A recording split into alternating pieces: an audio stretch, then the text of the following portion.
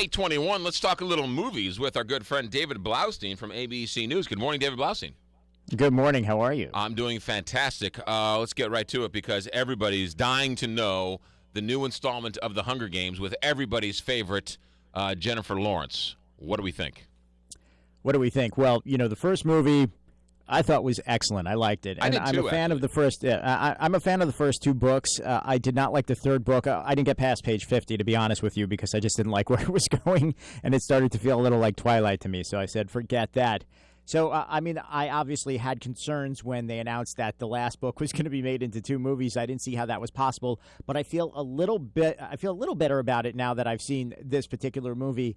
This Hunger Games film, Catching Fire, it's that rare film that's not only better than the first movie, but it's better than the book. I mean, wow. From beginning to end, this movie is extremely engaging, and I didn't find Catching Fire to be that engaging until about the middle of the book. But the whole time you are sucked up into this movie and you are riding a wave of emotion throughout. It is a really satisfying film.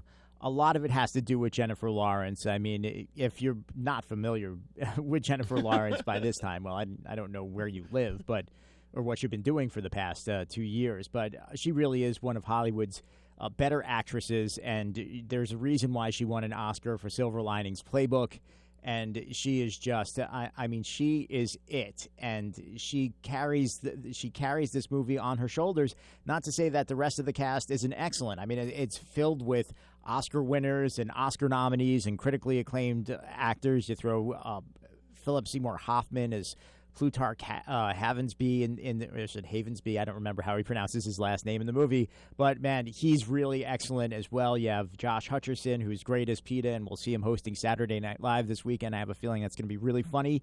So from top to bottom, this is a really solid film. It feels a little more grounded in reality than the first film did. Not to say that it's realistic at all, but it's just one of those things where you just can lose yourself in this particular universe, and it's better than the first one. And you didn't really think it was possible that it would be better. Not everybody loved the first one, but for the most part they did. But this is just a better movie. Jennifer Lawrence is in this movie. She's in that Disco Hustler movie that I've seen. American Hustler. She's in a couple of things, but she comes off as the sweetest, nicest, most unaffected actress that has come along in a long time. Yeah, I think so, and I would encourage people also, my buddy Josh Horowitz, who is an entertainment, he's a film correspondent for MTV. He does a lot of TV stuff, does a lot of funny interviews. You should check him out. He did a great interview with her on the red carpet the other day for one of the premieres. They had a lot of premieres. They had something like nine premieres all over the world. Promotion pretty heavy for this movie. And you should just watch the exchange between the two of them. But you get a really good taste of her personality in that particular interview and how she just doesn't care. There's no pretense about her.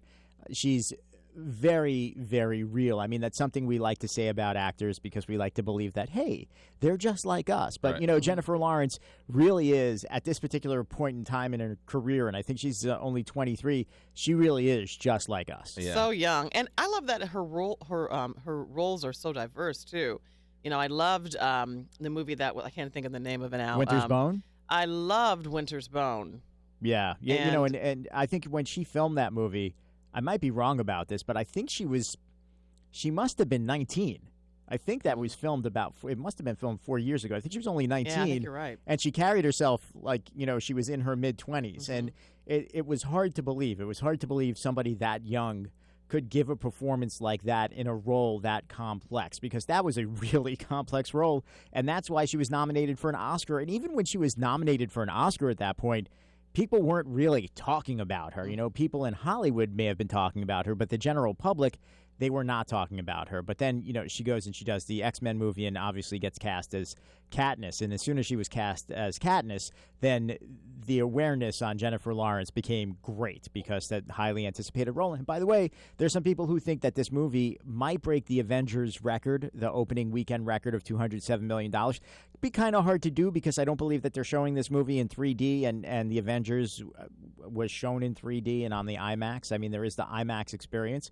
And by the way, I saw this movie in IMAX, and I highly recommend it. It's a visual treat as well. I remember you coming on the show and talking about this movie no one's talking about called Winter's Bone, which, by the way, was filmed in Missouri with a Missouri tax credits. And you, that morning, you were like, there's this actress, Jennifer Lawrence, mark it down. You will be hearing about this actress for years to come. Well, it's a fact. I just know these things. All right, fair enough. I just do. It's just the way it is. All right. right. I'll give you another example. I probably didn't talk about them on your show, but there's this band from New York. They're this pop duo, if you will, called A Great Big World. And I had them up in studio back in March because I believed that they would become a big deal. And now suddenly they're performing on the American Music Awards this weekend for Christina Aguilera. So I'm just patting myself on the back. Yes, you're going to breaking your arm, patting yourself on the back. Thank you. All right, Vince Vaughn, who I discovered in Rudy. I thought he was going to be something in Rudy. He was in Rudy? He was in Rudy. He was the lanky wide receiver who gave Rudy a hard time in the middle of the movie. Rudy. Is out with, what is this, Maternity Man, or what's the name Delivery of this Man. Delivery Man. Yes. What's this one Delivery about? Man. And by the way, this is a Buena Vista film, which is a Disney film. I work for Disney, so I have to preface that, because now you think I'm probably going to give it a great review. Fact of the matter is, I'm not going to give it a great review. I think this movie's really mediocre. It's Vince Vaughn being Vince Vaughn, and Vince Vaughn is now at a point where I sit there and I watch a Vince Vaughn movie, and I'm like, every couple of seconds, that's Vince Vaughn. Right. That's Vince Vaughn. He never, ever seems to get lost in his character. I applaud him because this is a little bit of a different movie for him. It's a little more sensitive. He's playing maybe a little more of a loser than he has in the past, in the sense that he just can't get anything right. The only thing he has going right for him is his name is David. That's the only good thing he has going for him. That's it. And this is borrowed from this was an adaptation or a remake of a French movie from a few years ago. And it's a funny premise. David, when he was a young man, made many generous donations to his local sperm bank. And 20 years later, he finds out because of a clerical error, he has 533 children, which is not good news for him because he doesn't do anything right. He's a disappointment to his family. He's a disappointment to his girlfriend. He's a disappointment to himself. You can pretty much guess what's going to happen in this film. Now, there are a few touching moments. There are a few funny moments, but not enough to make it feel like a real quality film. So it's one of those things, if you're at home one night and it happens to be on cable, or, you want to spend like a couple of bucks to stream it, go right ahead. 2.5 out of 5 stars. So does this mean that there's 522 Vince Vaughn lookalikes in this movie? 33. They all look exactly like him. And they're all like his character from Swingers. All right. Oh, my goodness. So You are so money, baby, you don't even know it. it's supposed to be a comedy then? It's a comedy. It's supposed to be a warm-hearted comedy. I love Swingers. Let's just go watch Swingers again. That was a great movie. It. Oh, my goodness. That's the Vince Vaughn. I think a lot of people want to see that Vince Vaughn. But, Yeah. He's sort of been cashing in on that for years. I think he's a talented guy, and I'd like to see him do something. I want to get lost. I want to get lost. I want to get lost. See ya.